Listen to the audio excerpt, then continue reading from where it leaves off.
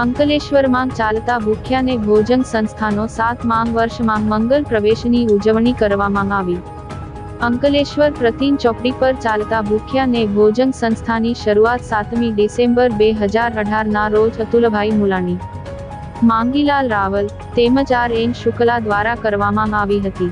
ભૂખ્યાને ભોજન સંસ્થા સાંજે 1 વાગ્યો ટાઈમ પ્રતિદિન પ્રતિન ચોકડી ખાતે નિઃશુલ્ક ભૂખ્યાઓને કોઈ પણ ભેદભાવ વગર ભોજન પૂરું પાડે છે।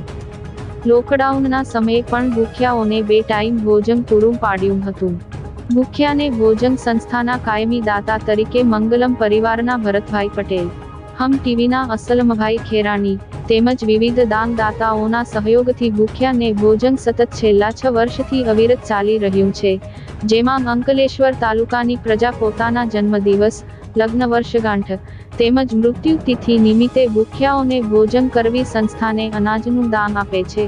આજના આ દિવસે સંસ્થાના સ્થાપક અતુલભાઈ મુલાણી, માંગીલાલ રાવલ, RN શુક્લા તેમજ મંગલમ પરિવારના ભરતભાઈ પટેલ સહપરિવારે ભોજનની સાથે ઠંડીની સિઝનમાં ગરમ ધાબળાનું વિતરણ કર્યું હતું।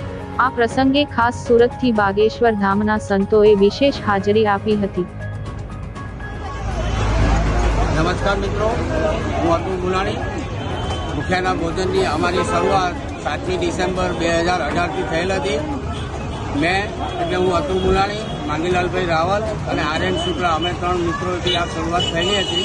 તે પછી અમારી સાથે મંગલમ પરિવારના ભરતભાઈ પટેલ, હમ ટીવીના અસલમભાઈ ને બધા મિત્રોના સહયોગથી, દાનદાતાઓના સહયોગથી અમારું ભૂખ્યાનું ભોજન અવિરતપણે આજે 6 વર્ષ પૂર્ણ કરી 7મા વર્ષના મંગલ પ્રવેશમાં પ્રવેશ્યું છે।